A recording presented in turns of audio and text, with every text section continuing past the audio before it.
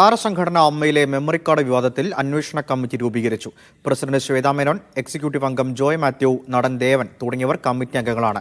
അന്വേഷണം നടത്തി 60 ദിവസത്തിനകം റിപ്പോർട്ട് നൽകാനാണ് തീരുമാനം. ലിഡിയ ജേക്കബ് തുടരുന്നുണ്ട്. ലിഡിയ, എന്താണ് ഇവർ അന്വേഷിക്കുന്നത്? എത്ര ദിവസത്തിനുള്ള റിപ്പോർട്ട് നൽകണം? താരസംഘടന അമ്മയിലെ മെമ്മറി കാർഡ് വിവാദം വലിയ രീതിയിലുള്ള വിമർശനങ്ങൾക്കും കാര്യങ്ങൾക്കും ഒക്കെ ഇടവെച്ച ഒരു കാര്യമാണ്. അമ്മയുടെ തെരഞ്ഞെടുപ്പുമായി ബന്ധപ്പെട്ട് പ്രത്യേകിച്ച് ജനറൽ സെക്രട്ടറി ആയിരിക്കുന്ന കുക്കു പരമേശ്വരനെതിരെ ഈ മത്സര സമയത്ത് വലിയ രീതിയിലുള്ള ആരോപണങ്ങൾ ഇതിനെ സംബന്ധിച്ച് വന്നിരുന്നു.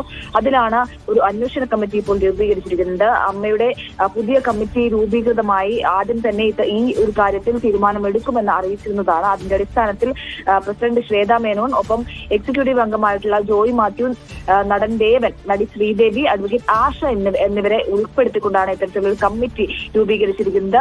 60 ദിവസത്തിനകം അന്വേഷണം നടത്തി റിപ്പോർട്ട് നൽകാനാണ് തീരുമാനിച്ചിരിക്കുന്നത്. അതായത് ഇതിൽ വിശദമായിട്ടുള്ള അന്വേഷണം നടക്കും. കാരണം അമ്മയിലെ തന്നെ സ്ത്രീകളാണ് ഈ മെമ്മറി കാർഡുമായി ബന്ധപ്പെട്ട വിഷയം ഉന്നയിച്ച് രംഗത്ത് വന്നിരുന്നത്. അപ്പോൾ അവരുടെ പരാതികളും കാര്യങ്ങളും ഒക്കെ കേട്ട ശേഷം ഈ കുക്കു പരമേശ്വരനടക്കം ആരോപണ വിധേയരായിട്ടുള്ള ആളുകളുടെ അടക്കം ഭാഗം കൂടി കേട്ട ശേഷം അതിലൊരു വിശദമായിട്ടുള്ള അന്വേഷണങ്ങളും കാര്യങ്ങളും നടത്തിയ ശേഷമാകും ഇത്തരത്തിലൊരു റിപ്പോർട്ട് സമർപ്പിക്കുക.